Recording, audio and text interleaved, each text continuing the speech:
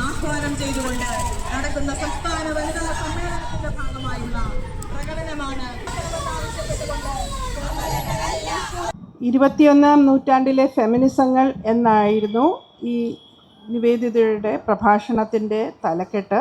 അപ്പോൾ തുടങ്ങിയത് ഹിന്ദുത്വത്തിനെതിരെയും മുതലാളിത്തത്തിനെതിരെയും സർവാധിപത്യത്തിനെതിരെയും സമരോത്സുകരായ സ്ത്രീകളുടെ ഈ സഭയിലേക്ക് കിട്ടിയ ക്ഷണത്തിന് നന്ദി പറഞ്ഞുകൊണ്ടാണ്. രാജ്യത്തിൽ മുമ്പൊരിക്കലുമില്ലാത്ത കാലമാണിത്. 2014 മുതലുള്ള BJP സർക്കാരുകൾ വിന്ധ്യന് വടക്കുള്ള ഇന്ത്യയിൽ ഹിന്ദുരാഷ്ട്രം സ്ഥാപിച്ചിരിക്കുന്നു. ഭരണഘടന അട്ടിമറിക്കപ്പെട്ടിരിക്കുന്നു. രാജ്യത്തിൻ്റെ പൊതുസ്വത്തുക്കൾ സ്വകാര്യ മൂലധനത്തിന് വിൽക്കാനുള്ള ശ്രമം വിജയകരമായിരിക്കുന്നു. ഉന്നത വിദ്യാഭ്യാസം സ്വകാര്യവൽക്കരിക്കപ്പെട്ടിരിക്കുന്നു. ദലിതർക്കും മതന്യൂനപക്ഷങ്ങൾക്കും എതിരെയുള്ള ആക്രമണം തീവ്രമായിരിക്കുന്നു. ഫെഡറൽ വ്യവസ്ഥ പല വിധത്തിൽ ശോഷിച്ചു പോയിരിക്കുന്നു. അത് NEP വഴിയായാലും തൊഴിലുറപ്പ് പദ്ധതിയുടെ അവസാനത്തിലൂടെ ആയാലും GST അനീതിയിലൂടെ ആയാലും പുതിയ തൊഴിൽ നിയമങ്ങൾ തലമുറകളായി തൊഴിലാളികൾ തീവ്ര സമരങ്ങളിലൂടെ തന്നെ നേടിയെടുത്ത അവകാശങ്ങളെപ്പോലും വല്ലാതെ തുരങ്കം വച്ചിരിക്കുന്നു. അപ്പം ഇരട്ട മുഖമുള്ള തന്ത്രമാണ് കേന്ദ്ര ഭരണകൂടത്തിൻ്റേത്. ഹിംസാത്മകമായ ഹിന്ദുത്വ സ്വേച്ഛാധിപത്യം സ്ഥാപിക്കുക അതൊരു വശം. മറുവശം എല്ലാ തലത്തിലും ശിങ്കിടി മുതലാളിത്തത്തെ വളർത്തുക. ഈ ലക്ഷ്യം നേടാൻ ശ്രമിക്കുന്ന ഭരണമാണ് ഇന്ന് ഇന്ത്യയിൽ. ആ കഥയിലെ ഏറ്റവും പുതിയ ഏടാണ് ഗ്രേറ്റർ നിക്കോബാർ ഇൻഫ്രാസ്ട്രക്ചർ പദ്ധതിക്ക് നാഷണൽ ഗ്രീൻ ട്രിബ്യൂണൽ കൊടുത്ത അംഗീകാരം. പരിസ്ഥിതി, ജൈവ വൈവിധ്യം, ആദിവാസി അവകാശങ്ങൾ എല്ലാം തുടച്ചു നീക്കപ്പെടുന്നു. ഇന്ത്യൻ ഭരണകൂടത്തിൻ്റെ ഹിന്ദുത്വ ഭരണ അജണ്ട ഇരപിടിയൻ മുതലാളിത്തത്തിൻ്റേതു കൂടിയാണ്. അതുകൊണ്ടാണ് ധാതു സമ്പത്തുള്ള പ്രദേശങ്ങളിൽ ക്രിസ്ത്യാനികൾക്ക് എതിരെ നടക്കുന്ന ഹിന്ദുത്വ ആക്രമണം മുതലാളിത്തത്തിന് വേണ്ടി കൂടി ഉള്ളതാണ്. ആദിവാസികൾക്കൊപ്പം അവിടെ സമരം ചെയ്യുന്ന കന്യാസ്ത്രീകളെയും വൈദികരെയും അമർച്ച ചെയ്യാൻ വേണ്ടി കൂടിയാണത്. സ്റ്റാൻ സ്വാമി എന്ന പോരാളിയുടെ ജീവിതം ഒരു ഉദാഹരണം മാത്രമാണ്. കേരളത്തിൽ നിങ്ങൾ ഇന്ന് നിങ്ങളുടേതായ സമരങ്ങളിൽ ഏർപ്പെടുന്നുവെന്നത് ജനാധിപത്യത്തിൻ്റെ ആരോഗ്യകരമായ വശത്തെയാണ് കാണിക്കുന്നത്.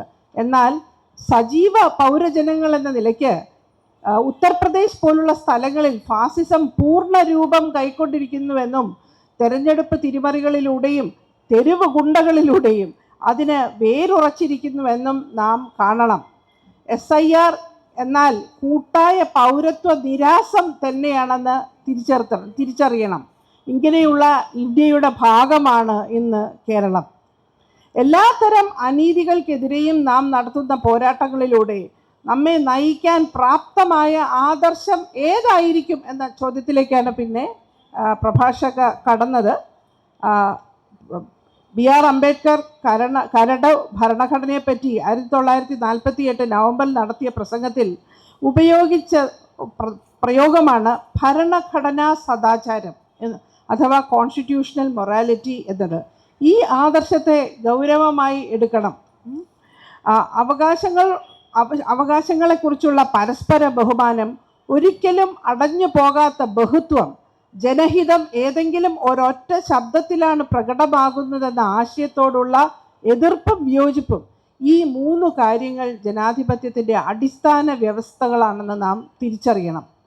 2009 ജസ്റ്റിസ് ഷായുടെ കോടതി മുതിർന്നവർ തമ്മിൽ ഉഭയസമ്മതപ്രകാരം ഉണ്ടാകുന്ന ലൈംഗിക ബന്ധങ്ങളെ ഡീക്രിമിനലൈസ് ചെയ്തപ്പോൾ കോടതി ഇപ്പറഞ്ഞ ഭരണഘടനാ സദാചാരത്തെയാണ് ഉയർത്തി പറഞ്ഞത്.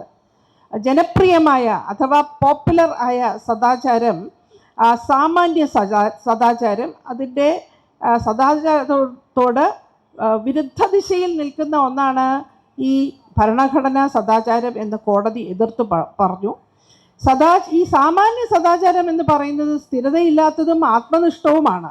എന്നാൽ ഭരണഘടനാ സദാചാരമാകട്ടെ ഇന്ത്യൻ ഭരണഘടനയുടെ അടിസ്ഥാന മൂല്യങ്ങളെയാണ് പ്രതിനിധീകരിക്കുന്നത്. ഭരണഘടനയുടെ ആമുഖവുമായി ചേർന്ന് നിൽക്കുന്ന മൂല്യങ്ങളാണ് നീതി, തുല്യത, സാഹോദര്യം, സ്വാതന്ത്ര്യം ഇവ പരസ്പരമുള്ള ഐക്യദാർഢ്യമായി തന്നെ വായിക്കാവുന്നതാണ്. അവയ്ക്കെല്ലാം അടിസ്ഥാനമാണ് ഫ്രീഡം എന്ന വാക്ക്. അത് നിവേദിത ഫ്രീഡം എന്നുള്ള വാക്ക് ഉപയോഗിക്കും. മലയാളത്തിൽ അതിന് സ്വാതന്ത്ര്യം എന്ന അർത്ഥവുമുണ്ട്, വിടുതൽ എന്ന അർത്ഥവുമുണ്ട്. ഇവിടെ വിടുതൽ എന്ന അർത്ഥത്തിലാണ് പറയുന്നത്. അംബേദ്കറും ഉപയോഗിച്ചത് അതേ അർത്ഥത്തിൽ തന്നെയാണ്. ആ വിടുതൽ എന്ന അർത്ഥത്തിൽ നമ്മൾ പ്രയോഗിച്ചു വരുന്ന കേട്ടുവന്നൊരു പദമാണ് ആസാദി. ആസാദി എന്ന വാക്ക് നാം ഇന്ത്യയിൽ ധാരാളം ഇന്ന് കേൾക്കുന്നുണ്ട്. സ്വാതന്ത്ര്യ സമരകാലത്തിന് ശേഷം അപ്രതീക്ഷിതമായി ഇന്ന് നാം അത് പലയിടങ്ങളിൽ കേൾക്കുന്നു. പല സാഹചര്യങ്ങളിൽ, പല സമരങ്ങളിൽ, പല അടരുകളിൽ ആസാദി എന്ന വാക്ക് നാം കേൾക്കുന്നു. ആസാദി എന്നാൽ സ്വാതന്ത്ര്യം എന്ന് പറയുമ്പോൾ ചിലത് ചെയ്യാനുള്ള സ്വാതന്ത്ര്യം, ചിലത് ചെയ്യാതിരിക്കാനുള്ള സ്വാതന്ത്ര്യം എന്നിങ്ങനെ പല പല അർത്ഥങ്ങളിൽ അത് വിന്യസിക്കപ്പെടുന്നു.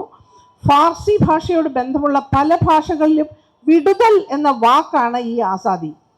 അപ്പോൾ ഇറാനിലെ മതമേധാവിത്വത്തിനെതിരെ സ്ത്രീകൾ നടത്തിയ പോരാട്ടത്തിൽ ഉയർന്നു വന്ന മുദ്രാവാക്യമാണ് സൻ ജിന്ദഗി ആസാദി, സ്ത്രീ ജീവിതം സ്വാതന്ത്ര്യം അല്ലെങ്കിൽ വിടുതൽ എന്നുള്ള അർത്ഥത്തിൽ. ഇന്ത്യയിൽ അതെത്തിയത് ദേശീയ ഭരണകൂടങ്ങൾ അടിച്ചേൽപ്പിച്ച ഇരുമ്പ് വേലികൾക്ക് അപ്പുറത്തും ഇപ്പുറത്തുമായി നിന്ന ഫെമിനിസ്റ്റുകളിലൂടെയാണ്. കമല ഭാസിൻ എന്ന ഫെമിനിസ്റ്റ് പാകിസ്ഥാനിൽ അവിടുത്തെ ഫെമിനിസ്റ്റുകൾ അവിടുത്തെ സിയാ ഉൽ ഹക്കിൻ്റെ യാഥാസ്ഥിക ഭരണകൂടത്തിനെതിരെ ഉയർത്തിയ മുദ്രാവാക്യമായിട്ടാണ് ഈ ആസാദിയെ കേൾക്കുന്നത്. അവർ അത് ഇന്ത്യയിൽ കൊണ്ടുവന്ന് പ്രചരിപ്പിക്കുകയാണ് ഉണ്ടായത്. പൊതുവെ ആഗോള ദക്ഷിണ ലോകത്തെ ആഫ്രിക്കൻ ചിന്തകരായാലും ഇന്ത്യൻ സ്വാതന്ത്ര്യ സമര ചിന്തകരായാലും വിടുതൽ എന്നതിനെ അധിനിവേശത്തിൽ നിന്നുള്ള വിടുതൽ മാത്രമായി അല്ല, മറിച്ച് പുതിയതും നീതിപൂർവവുമായ സമൂഹത്തെ സൃഷ്ടിക്കാനുള്ള സ്വാതന്ത്ര്യം എന്നുകൂടി വ്യാഖ്യാനിച്ചിട്ടുണ്ട്. അപ്പോൾ വെറും ലിബറൽ ഫെമിനിസത്തിനപ്പുറം പോയാൽ സ്വാതന്ത്ര്യം വ്യക്തികൾക്ക് മാത്രമല്ല, കൂട്ടായ്മയുമായി ബന്ധപ്പെട്ട ആശയം കൂടിയാണ്. കൂട്ടായ്മയുമായി ബന്ധപ്പെട്ട ആശയമായിട്ട് തന്നെയാണ് നമ്മൾ സ്വാതന്ത്ര്യത്തെ അറിയുന്നത്. പിതൃമേധാവിത്വം അവസാനിക്കാതെ ഒറ്റപ്പെട്ട സ്ത്രീകൾക്ക് പോലും വിമോചിതരാകാൻ സാധ്യമല്ല ലിബറൽ ഫെമിനിസം എന്തൊക്കെ തന്നെ അവകാശപ്പെട്ടാലും. അപ്പം ഇന്ത്യൻ സ്ത്രീ പ്രസ്ഥാനം ഇന്നത് അംഗീകരിക്കുന്നുണ്ട്. 2-ലധികം ലിംഗങ്ങളുണ്ടെന്ന് അംഗീകരിക്കുന്നു. സവർണതയുടെയും വർഗത്തിൻ്റെയും സവിശേഷ അധികാരങ്ങളുടെയും ആ അധികാരങ്ങൾ സൃഷ്ടിക്കുന്ന മറ്റു മാനങ്ങളുടെയും യാഥാർത്ഥ്യത്തെ ഇന്ത്യൻ സ്ത്രീ പ്രസ്ഥാനം ഇന്ന് അംഗീകരിക്കുന്നു.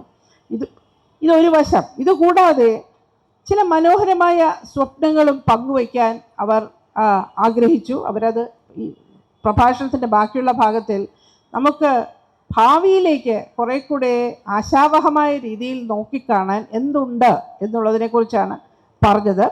അപ്പോൾ അതിൽ പല കാര്യങ്ങളും അവർ ചൂണ്ടിക്കാണിച്ചു. ഇതുപോലെയുള്ള പ്രസ്ഥാനങ്ങൾ, ഇതുപോലെയുള്ള സഭകൾ ധാരാളം ചർച്ച ചെയ്യുന്ന കാര്യങ്ങൾ തന്നെയാണ്. അതുകൊണ്ട് പുതിയ എന്തെങ്കിലും ഒരു കാര്യം നിങ്ങളുടെ മുന്നിൽ കൊണ്ടുവരാനല്ല, മറിച്ച് ഉള്ള കാര്യങ്ങളിൽ തന്നെ നാം ഊന്നി പറയേണ്ടതായി അവർക്ക് തോന്നുന്ന ചില കാര്യങ്ങളാണ് ഇവിടെ പങ്കുവച്ചത്. അപ്പോൾ ആദ്യത്തെ വിഷയം അധ്വാനത്തിൻ്റെ ലിംഗപരമായ വിഭജനമാണ്. ഫെമിനിസ്റ്റുകൾ അതിനെ നോക്കിക്കാണുന്നതും ആഗോളതലത്തിൽ അത് പിതൃഭേദാവിത്വത്തിന് മാത്രമല്ല, വർഗജാതി അസമത്വങ്ങളുടെയും അടിവര ഈ പറയുന്ന ലിംഗപരമായ തൊഴിൽ വിഭജനമാണെന്ന് അവർ ചൂണ്ടിക്കാണുന്നു. എന്താണ് ഈ ലിംഗപരമായ തൊഴിൽ വിഭജനം എന്ന് പറഞ്ഞാൽ എന്താണ്? ഉൽപാദനമായാലും ശരി, പ്രത്യുൽപാദനമായാലും ശരി, അധ്വാനം ലിംഗപരമായി വിഭജിക്കപ്പെട്ടിരിക്കുന്നു എന്ന് പറയുന്ന തത്വമാണ്. അത് സ്ത്രീകൾ ചില പ്രത്യേകതരം ജോലികൾ ചെയ്യണം. അത് അധ്വാനത്തിലായാലും ശരി, നമ്മുടെ പ്രജനനത്തിലായാലും ശരി, 2 തരം അധ്വാനം ഉണ്ട്. അതിൽ ഒന്ന് സ്ത്രീകൾ ചെയ്യേണ്ടതും മറ്റേത് പുരുഷന്മാർ ചെയ്യേണ്ടതും ആണെന്നുള്ള ആ വിഭജനം. അപ്പോൾ പ്രസവത്തിലൂടെ അടുത്ത തലമുറയിലുള്ള അധ്വാന ശക്തിയെ ഉണ്ടാക്കുന്ന ജോലി മാത്രമല്ല, ദൈനംദിന അധ്വാനം എന്നും ജോലി ചെയ്ത് അത് അന്നത്തെ തലത്തിൽ അതാത് ദിവസത്തെ അധ്വാനത്തെ ഉൽപ്പാദിപ്പിക്കുന്നത് സ്ത്രീകളാണ്. ഇപ്പോൾ സ്ത്രീകൾ പ്രസവിച്ച് കുഞ്ഞുങ്ങളെ ഉണ്ടാക്കുന്നു, അവർ വലുതായി ഭാവിയിലെ തൊഴിലാളികളാവുന്നു എന്നുള്ളത് ഒരു കാര്യം. പക്ഷെ അന്ന് വീട്ടിൽ അന്നം ഉണ്ടാക്കിയും വീട് വൃത്തിയാക്കിയും വസ്ത്രങ്ങൾ കഴുകിയും ഒക്കെ നമ്മുടെ കുടുംബാംഗങ്ങളെ പരിപാലിച്ച് അവരുടെ അധ്വാന ശക്തിയെ വീണ്ടും നമ്മൾ ഉൽപ്പാദിപ്പിക്കുന്നു എന്നുള്ളതാണ് രണ്ടാമത്തെ വശം. ഈ രണ്ടർത്ഥത്തിലും സ്ത്രീകൾ ഈ പ്രക്രിയകൾ പങ്കാളികളാണ്. പക്ഷേ ഈ പ്രജനനം, അതായത് ഈ പ്രസവം മുതലായ കാര്യങ്ങൾ സ്വകാര്യ ഇടത്തിലുണ്ടാകുന്നു. ഉൽപാദനം നമ്മൾ പൊതു ഇടത്തിൽ ചെയ്ത ജോലികൾ പൊതു ഇടത്തിൽ നടക്കുന്നു എന്നിങ്ങനെ വിഭജിക്കുന്നതായിട്ടാണ് നമ്മൾ കാണുന്നത്. സ്ത്രീകളെന്ന് ഈ രണ്ടിടത്തിലും പ്രവർത്തിക്കുന്നതായിട്ടാണ് നമ്മൾ കാണുന്നത്. മിക്കവാറും സ്ത്രീകൾ അകത്തും പുറത്തും പ്രവർത്തിക്കുന്നുണ്ട് വീട്ടിൻ്റെ. അപ്പോൾ ശരിക്കും സ്വകാര്യ പൊതു എന്നിങ്ങനെയുള്ള വിഭജനം ശരിക്കും മിഥ്യയാണെന്ന് അവർ ചൂണ്ടിക്കാണിക്കുന്നു. സ്വകാര്യ ഇടത്തിലെ സ്ത്രീകളുടെ കൂലിയില അധ്വാനം തൊഴിൽ ദാതാക്കൾക്ക് കിട്ടുന്ന ലാഭമാണ്. തൊഴിൽ ദാതാക്കൾക്ക് വീട്ടിലെ ഭാര്യ ചെയ്തു കൊടുക്കുന്ന ജോലിക്കൊന്നും കൂലി കൊടുക്കേണ്ട കാര്യമില്ലല്ലോ. അത് കൂലിയില്ല വിലയാണല്ലോ ചെയ്തത്. അതിൻ്റെ ഗുണം അവസാനം കിട്ടുന്ന ആർക്കാണ്? മുതലാളിക്കല്ലേ. മുതലാളിക്കാണ് അതിൻ്റെ ഗുണം കിട്ടുക. അപ്പം അങ്ങനെയുള്ള ആ ലിംഗപരമായ തൊഴിൽ വിഭജനം സ്ത്രീകളെ കൊണ്ട് ഇത് ചെയ്യിപ്പിക്കുകയും ചെയ്യും. നമ്മളോട് ഇത് ചെയ്തില്ലെങ്കിൽ നിങ്ങൾ പിന്നെ സ്ത്രീകളല്ല, എന്തോ സ്ത്രീത്വത്തിനൊരു കുറവാണെന്ന് പറയുന്നതുകൊണ്ട്, നാട്ടുകാരെല്ലാം പറയുന്നുള്ളതുകൊണ്ട് നമ്മളും അതുപോലെ അതിനെ അങ്ങ് പോവും. അതാണ് നടക്കുന്നത്.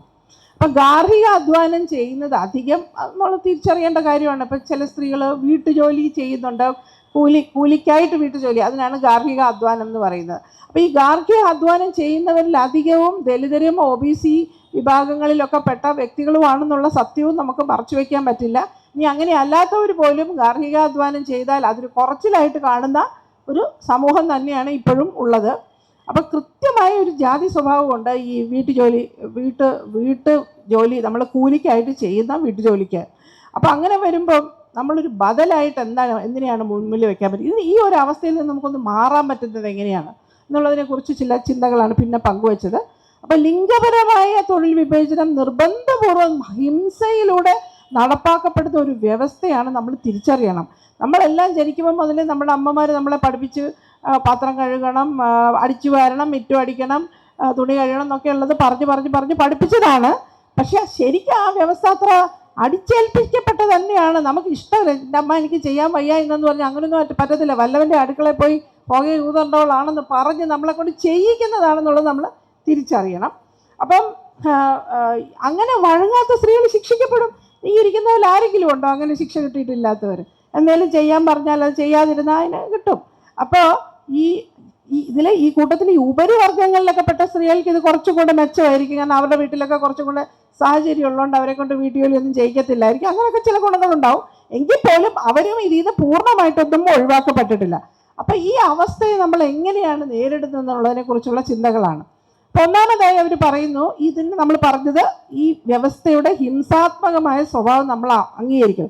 ഹിംസിച്ച് തന്നെയാണ് നമ്മളെ കൊണ്ട് ഈ പണി എടുപ്പിക്കുന്നത്. എന്നാൽ മാത്രമേ അതിനെ പൊളിച്ചെടുക്കാനാകൂ. അതാണ് ഒരു കാര്യം. അപ്പോൾ ആദ്യം ചെയ്യേണ്ടത് മധ്യവർഗക്കാരെന്ന നിലയ്ക്ക് നമുക്ക് വേണ്ടി പണിയെടുക്കുന്നവർക്ക് നീതിപൂർവമായ ഒരു ലിവിങ് വേജ്. ഇപ്പം നമ്മുടെ കൂട്ടത്തിൽ ആരെങ്കിലും വീട്ടുജോലിക്ക് ആളെ വയ്ക്കുന്നുണ്ടെങ്കിൽ നീതിപൂർവം അവർക്ക് ലിവിങ് വേജ്, ജീവിക്കാൻ പറ്റുന്ന തരത്തിൽ നമുക്ക് വേണ്ടി പണിയെടുത്ത് മരിക്കുന്ന അവസ്ഥ വരാത്ത രീതിയിലുള്ള ലിവിങ് വേജ് കൊടുക്കണം. അതൊന്ന്. രണ്ട്, ഭരണകൂടം ഈ സ്ത്രീകളുടെ ഈ അധ്വാനം ഉപയോഗിക്കുന്നുണ്ട് ഒരു റിസോഴ്സ് എന്നുള്ള നിലയ്ക്ക്. നിവേദി പറഞ്ഞ ആ വാക്ക് ഭയങ്കര ചീത്തയാണ്. കാരണം മനുഷ്യനാണല്ലോ, റിസോഴ്സ് അല്ല, ജീവനുള്ളതല്ലേ. അപ്പം ഈ മനുഷ്യരുടെ ജീവിക്കുന്ന തൊഴിൽ ശേഷി ഉപയോഗിക്കുന്നുണ്ട് ഭരണകൂടം. ആ സ്ഥിതിക്ക് അങ്ങനെയുള്ള തൊഴിലാളികൾക്കും ഉതകുന്ന രീതിയിൽ ബാലപരിചരണ സൗകര്യങ്ങൾ പൊതുവെ എല്ലായിടത്തും ഉണ്ടാവുകയും പൊതുവെ ഇത്തരം തൊഴിലാളികളെ സംബന്ധിച്ചുള്ള സാമൂഹികമായ ഉത്തരവാദിത്വം ഏറ്റെടുക്കേണ്ട ബാധ്യത ഭരണകൂടത്തിനുണ്ടെന്നും നമ്മൾ സർക്കാരിനെ സമ്മർദ്ദത്തിലാക്കിയായിട്ടാണെങ്കിലും ബോധ്യപ്പെടുത്തണം. അതാണ് കേരളത്തിലെ ആശാസമരം സാധിച്ചതെന്ന് അവർ കാണിക്കുകയും ചെയ്തു. രണ്ടാമത്തെ വിഷയം ഈ ലൈംഗിക ഹിംസ, ലൈംഗിക ശല്യം എന്നിവയാണ്. നമ്മൾ ആശിക്കുന്ന ലോകത്തിൽ ഇവയെ നാം എങ്ങനെ നേരിടുമെന്ന് ചിന്തിക്കുക തന്നെ വേണം. അപ്പം ഇവിടെ ഇപ്പോൾ ഒരു കാര്യം ചെയ്യാൻ പറ്റുന്നത് സർക്കാർ യാത്രാ സൗകര്യങ്ങൾ സർവത്രയാക്കുകയും അതൊന്നെങ്കിൽ സൗജന്യമാക്കുകയോ അല്ലെങ്കിൽ വില കുറച്ച് സ്ത്രീകൾക്ക് ലഭ്യമാക്കണം.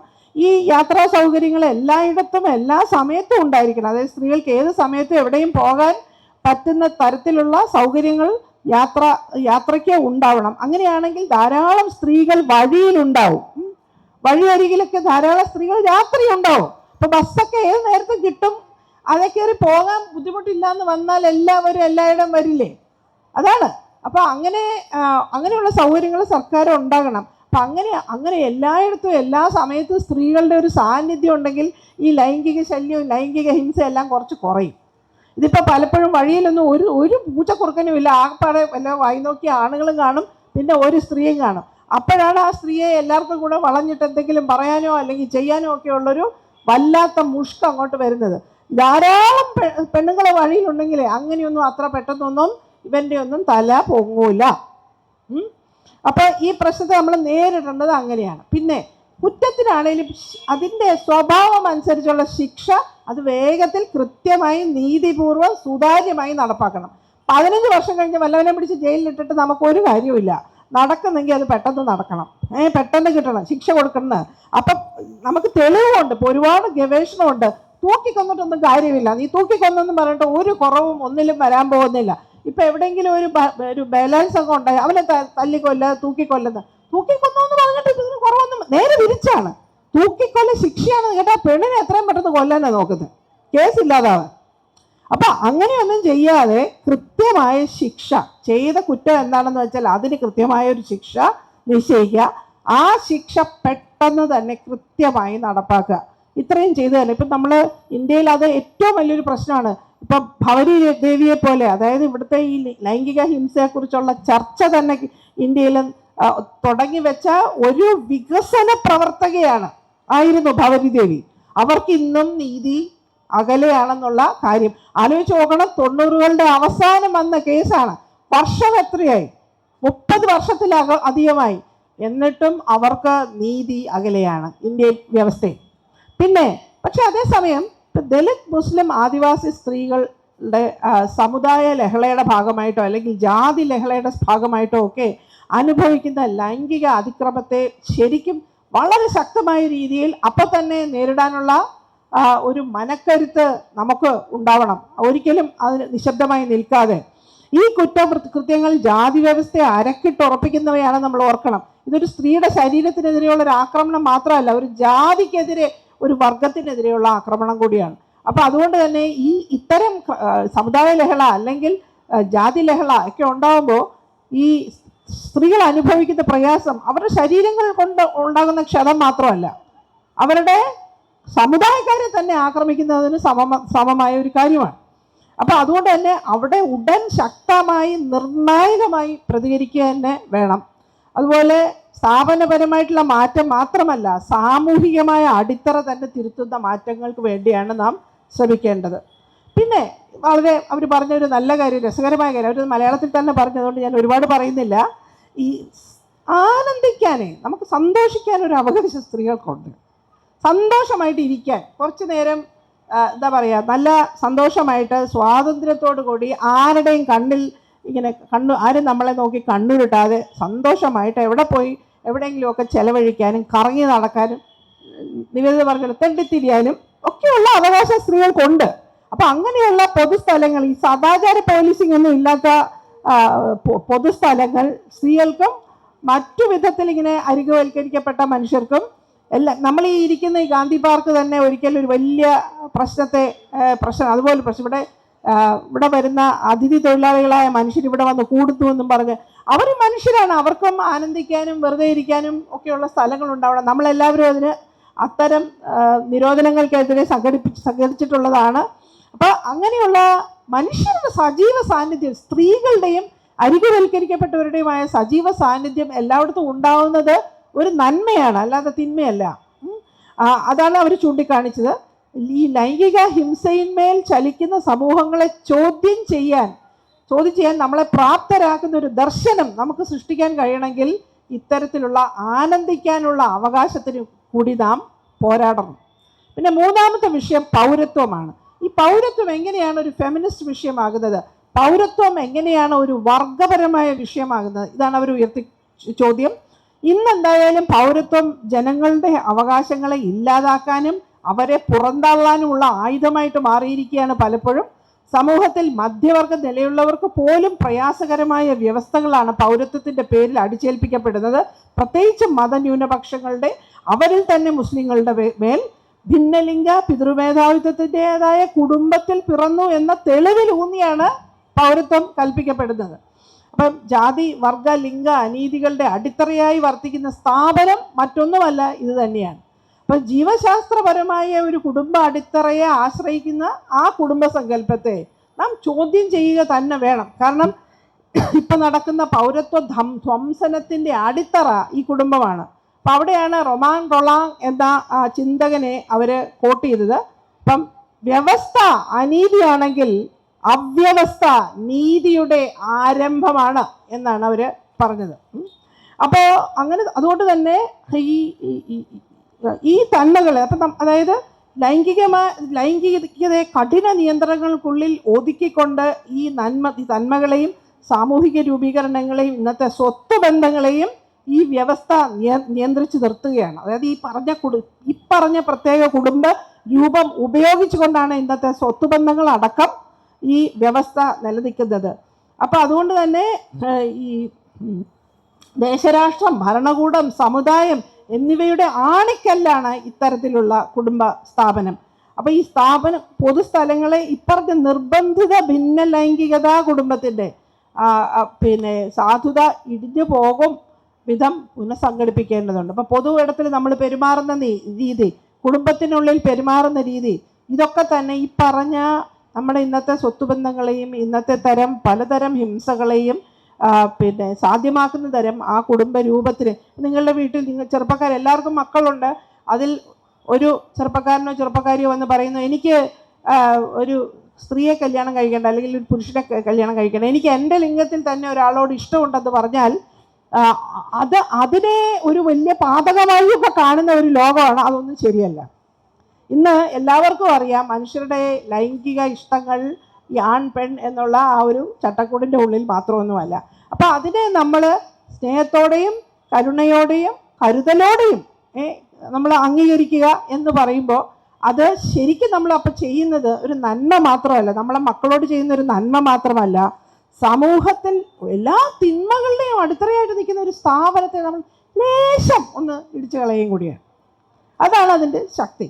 അപ്പം ഇപ്രകാരം നമ്മൾ ഈ പ്രകൃതി നിർണിതം എന്ന് വിശ്വസിക്കുന്ന ജനനത്തെ അപനിർമ്മിച്ചാൽ പൗരത്വത്തിന് വേറെ എന്താ അടിത്തറയാവും ഉണ്ടാവുക നിങ്ങൾ ചോദിക്കാം. അവിടെയാണ് അവർ ഉറുദു കവിയായ രാഹത്ത് ഇന്ദോരിയുടെ കവിത ചൊല്ലിയത്. ഒരു വരി, സഭി കാ ഖൂൻ ഷാമിൽ ഹേ ഇസ് മിട്ടി മേ എന്ന് പറഞ്ഞിട്ട്. അതായത് അതിൻ്റെ പരിഭാഷ എല്ലാവരുടെയും ചോര വീണതത്രേ ഈ മണ്ണ് എന്നാണ്. ഇവിടെ ചോര എന്ന് പറയുന്നത് നമ്മൾ സാധാരണ ചോര എന്ന് പറഞ്ഞാൽ അത് ദേശസ്നേഹം, അടുത്ത രാജ്യത്തെ ആക്രമിക്കുക, ഇങ്ങനെയൊക്കെയാണല്ലോ ചോര വീണ മണ്ണെന്നൊക്കെ പറഞ്ഞ് അങ്ങനെ ആ ചോരയുടെ കാര്യമല്ല ഇവിടെ പറയുന്നത്. നമ്മൾ പറയില്ലേ ചോരയും നീരും ഒഴുക്കി കഷ്ടപ്പെട്ടുണ്ടാക്കിയതാണ്. അവിടെ ആ നീരിനൊപ്പം വരുന്ന ചോരയാണത്. ആ ചോരയെ പറ്റിയാണ് പറയുന്നത്. അപ്പം രക്തവും രാജ്യസ്നേഹവും ഒന്നുമല്ല ഇത്. രക്തം എന്നാൽ ചോരയും നീരും, അതായത് അധ്വാനത്തെ സൂചിപ്പിക്കുന്ന അർത്ഥത്തിൽ ഈ രാജ്യത്തെ കെട്ടിപ്പടുത്തിരിക്കുന്നത് ചിലപ്പോൾ വല്ലയിടത്തൊന്നും ജനിച്ചു വന്നവരായിരിക്കും. ഞാനിവിടെ ആയിരിക്കില്ല, ആർക്കറിയാം, ഓരോരുത്തരും ഓരോ സ്ഥലത്തായിരിക്കും ജനിക്കുന്നത്. പക്ഷെ ഇവിടെ ജീവിച്ച് ഇവിടെ വളർന്ന് ഇവിടത്തെ മണ്ണിൽ ഈ രാജ്യത്തെ കെട്ടിപ്പടുക്കാൻ വേണ്ടി ചോരയും നീരും ഒഴുക്കിയവർക്ക് ഇവിടത്തെ പൗരത്വം ഉണ്ടായിരിക്കണം എന്ന് വാദിക്കാനുള്ള ആർജവം നമുക്കുണ്ടാവണം എന്നാണ് അവർ പറഞ്ഞത്. അപ്പം നമ്മുടെ ഭരണഘടനയുടെ ആമുഖത്തിൽ ഈ അത് ഒരു നല്ല പോയിന്റാണ്, അതവർ പറഞ്ഞില്ല ഇവിടെ, പക്ഷെ ഞാനിവിടെ എടുത്തു പറയാണ്. ഈ ഭരണഘടന ഇന്ത്യൻ ജനതയുടെ നാമത്തിൽ സ്വീകരിക്കപ്പെട്ടതാണെന്നാണ് പറഞ്ഞിരിക്കുന്നത്. നമ്മുടെ ഭരണഘടനയുടെ ആമുഖം ഓർക്കണം, ഇന്ത്യൻ ജനത, ഇന്ത്യൻ പീപ്പിൾ എന്നാണ് പറഞ്ഞിരിക്കുന്നത്, അല്ലാതെ ഇന്ത്യൻ പൗരന്മാരെന്നല്ല, ഇന്ത്യൻ സിറ്റിസൺസ് എന്നല്ല പറഞ്ഞിരിക്കുന്നത്, ഇന്ത്യൻ പീപ്പിൾ എന്നാണ്. അപ്പം അത് ആ ഒരു വ്യത്യാസം മനസ്സിൽ വെച്ചുകൊണ്ട് വേണം ഈ പൗരത്വ സംബന്ധമായ രാഷ്ട്രീയത്തെ നമ്മൾ സമീപിക്കാൻ. പിന്നെ എല്ലാവരുടെയും ആവശ്യങ്ങൾ നിവർത്തിക്കാനാകുമോ എന്നൊരു ചോദ്യമുണ്ട്. ചോദിക്കും, ഇത്രയും അധികം ജനങ്ങളില്ല ഇന്ത്യയിൽ, അവർക്കൊക്കെ എല്ലാവർക്കും എല്ലാ കാര്യങ്ങളും നോക്കാനുള്ള കാശുണ്ട്? ഇല്ലല്ലോ, എല്ലാം കുറേ പേരൊക്കെ പട്ടിണി കിടന്നാലേ ഒക്കത്തുള്ളൂ എന്ന് പറയുന്ന ഒരു രീതിയുണ്ട്. അത് ശരിയല്ല. കാരണം ഇപ്പം കേരളത്തിലിപ്പം നമ്മൾ എന്തുകൊണ്ട് പറ്റില്ല, കേരളത്തിൽ തന്നെ കുറേ നടക്കുന്നുണ്ട്. ബീഹാറിൽ നിന്ന് യു പിയിൽ നിന്നൊക്കെ ഇവിടെ വരുന്ന തൊഴിലാളികളുടെ മക്കൾക്ക് സ്കൂളിൽ പോകാനൊക്കെ കുറേ നമ്മൾ സഹായിക്കുന്നുണ്ടല്ലോ. ഇവിടെ ഇവിടുത്തെ കുട്ടികൾ പഠിക്കുന്ന പോലെ തന്നെ ഇവിടെ കൊണ്ടുവന്നാൽ പഠിക്കാനൊക്കെയുള്ള കുറേ സാഹചര്യങ്ങളൊക്കെ ഉണ്ട്. അതിപ്പോൾ കേരളം പോലെ ഒരു അത്ര വലിയ ധനികമൊന്നും അല്ലാത്തൊരു സംസ്ഥാനത്തിന് ചെയ്യാൻ പറ്റിയാൽ മറ്റു സംസ്ഥാനങ്ങൾക്കും ഇന്ത്യൻ കേന്ദ്ര ഗവൺമെൻറ് എന്തുകൊണ്ടാണ് അത് സാധ്യമാക്കിക്കൂടാ? പിന്നെ ഒരു കാര്യമുണ്ട്, സമ്പത്തില്ല എന്നൊക്കെ പറയുന്നത് വെറുതെയാണ്. ഒരു ചൂണ്ടിക്കാണിച്ചു, ഇന്ത്യയിലെ 63 വ്യക്തികളുടെ വരുമാനം രാജ്യത്തിൻ്റെ 2018-19 വാർഷിക ബഡ്ജറ്റിലും അധികമാണ്. അത് കണ്ടുപിടിച്ച NGOയെ പൂട്ടിച്ചത് അവരുടെ FRCയെയും അവരുടെ മറ്റേ ഫോറിൻ എക്സ്ചേഞ്ച് കോൺട്രിബ്യൂഷൻസ് വാങ്ങിക്കാനുള്ള സർട്ടിഫിക്കറ്റൊക്കെ എടുത്ത് ദൂരെ കളഞ്ഞ് അവർ രാജ്യത്ത് ഇത് പുറത്താക്കി. കാരണം എന്താ? അവരിത് കണ്ടുപിടിച്ചു. ഇത് അവർ കണ്ടുപിടിച്ച് ജനങ്ങളെ അറിയിച്ചു, അതുകൊണ്ട് മാത്രം. അപ്പോൾ പാവപ്പെട്ടവർക്ക് എന്തെങ്കിലും കൊടുത്താൽ ഉടനെ അയ്യോ വോട്ട് ബാങ്ക് സബ്സിഡി, അത് വോട്ട് ബാങ്കാണ്, അങ്ങനെയാണ് ഇങ്ങനെയാണെന്ന് പറയും. പക്ഷേ ധനികർക്ക് കൊടുക്കുന്ന സബ്സിഡി എത്രയാന്ന് കണക്ക് കൂട്ടാനുള്ള അവകാശം പോലും നമുക്കില്ല എന്നുള്ളതാണ് വന്ന് ഉണ്ടായിരിക്കുന്നത്. അപ്പോൾ ഈ പറഞ്ഞ പോലെ കഴിഞ്ഞ നൂറ്റാണ്ടിനുള്ളിൽ ഈ അപ്പോൾ എന്താണ് ഈ സബ്സിഡി വികസനം? പിന്നെ പറയുന്നത് അതീർത്തി കാക്കണം. അയ്യോ, നമ്മുടെ അതീർത്തിയാണ് ഏറ്റവും വലിയ പ്രധാനപ്പെട്ട സംഭവം. ഇവിടെ കിടന്ന് പട്ടിണി കിടന്നാലും വേണ്ടിയില്ല, അതീർത്തി നമ്മൾ കാത്തിരിക്കണം എന്നുള്ളതാണ് ഇപ്പോഴത്തെ ഒരു, അങ്ങനെയാണല്ലോ എവിടെ നോക്കിയാലും നമ്മളോട് പറയുന്നൊരു കാര്യം. അപ്പോൾ ഈ ശരിക്കും ഈ ലോകത്ത് നമ്മൾ മനസ്സിലാക്കുന്ന, നമ്മളിലെ കൂപ പണ്ടൂകങ്ങളെ പോലെ കിടക്കുന്നതുകൊണ്ടാണ് ലോകത്ത് നടക്കുന്ന പല കാര്യങ്ങളും നമ്മുടെ ഇവിടുത്തെ മാധ്യമങ്ങൾ നമുക്ക് പറഞ്ഞു തരുന്ന കാര്യങ്ങൾ മാത്രമേ നമുക്കറിയാവൂ. പക്ഷേ ലോകത്തിപ്പോൾ വളർന്ന് വികസിച്ച് വരുന്ന ഒരു പ്രസ്ഥാനം അതീർത്തികളില്ല പ്രസ്ഥാനം. അതായത് അതീർത്തികളെ എതിർക്കുന്ന, ഈ രാജ്യാതിർത്തികൾക്ക് അപ്പുറവും ഇപ്പുറവും മനുഷ്യരെ നിർത്തി ലോക മനുഷ്യരെ പരസ്പരം പോരടിപ്പിക്കുന്ന ഈ രീതികൾ അവസാനിപ്പിക്കണം എന്ന് ആവശ്യപ്പെട്ടുകൊണ്ട് മുന്നിലേക്ക് ഉയർന്നു വരുന്ന ഒരു പ്രസ്ഥാനമുണ്ട്. പ്രസ്ഥാനങ്ങൾ ലോകമെമ്പാടും വളർന്നുകൊണ്ടിരിക്കുകയാണ്. അങ്ങനെയുള്ള പ്രസ്ഥാനത്തിന് പ്രവർത്തകർ ഏറി വന്നുകൊണ്ടിരിക്കുന്ന ഒരു കാലത്താണ് നാം ജീവിച്ചിരിക്കുന്നത് എന്നുകൂടി അവർ നമ്മളെ ഓർമ്മിപ്പിച്ചു. അവസാനമായി കേരളത്തിന് സ്വതസിദ്ധമായ വൈവിധ്യം, തുല്യത, സാമൂഹ്യനീതി, സമര സംസ്കാരം ഇവയെ എന്തു വില കൊടുത്തും സംരക്ഷിക്കണം എന്ന് അവർ നമ്മളോട് ആഹ്വാനം ചെയ്യുന്നു. മലയാളി ജനത സൃഷ്ടിച്ചെടുത്ത സംസ്കാരങ്ങളാണ് ഇവ. ഇടതുപക്ഷത്തിന് അകമേയുള്ള ആന്തരിക വ്യത്യാസങ്ങൾ, ചർച്ചകൾ, വഴക്കുകൾ ഇതെല്ലാം നമുക്ക് വളരെ നിസ്സാരമായിട്ട് കേരളത്തിലിരിക്കുമ്പം തോന്നും. പക്ഷേ ഇവയെ നല്ലപോലെ നമ്മൾ വില വയ്ക്കണം. കാരണം ഹിന്ദു രാഷ്ട്രം അടിച്ചേൽപ്പിക്കുന്ന ഹിംസയും സർവാധിപത്യവും നേരിട്ട് അനുഭവിക്കുന്നവർക്ക് മാത്രമേ ഈ വൈവിധ്യത്തിൻ്റെയും ഈ ചർച്ചകളുടെയും ഒക്കെ വില ശരിക്ക് മനസ്സിലാകൂ. അപ്പം വിയോജിക്കാനും എതിരിടാനും, എന്നാൽ നമ്മളെല്ലാവരും ഒരുപോലെ വിലവയ്ക്കുന്ന മൂല്യങ്ങൾക്കായി തുടർന്നും പണിയെടുക്കാനുള്ള ഈ കഴിവ് കേരളത്തിൻ്റെ സ്ഥായിയായ ശക്തികളിൽ ഒന്ന് തന്നെ എന്ന് ചൂണ്ടിക്കാണിച്ചുകൊണ്ട് അവർ പ്രഭാഷണം അവസാനിപ്പിച്ചു. ഇതൊരു ചുരുക്കം മാത്രമാണ്. നന്ദി.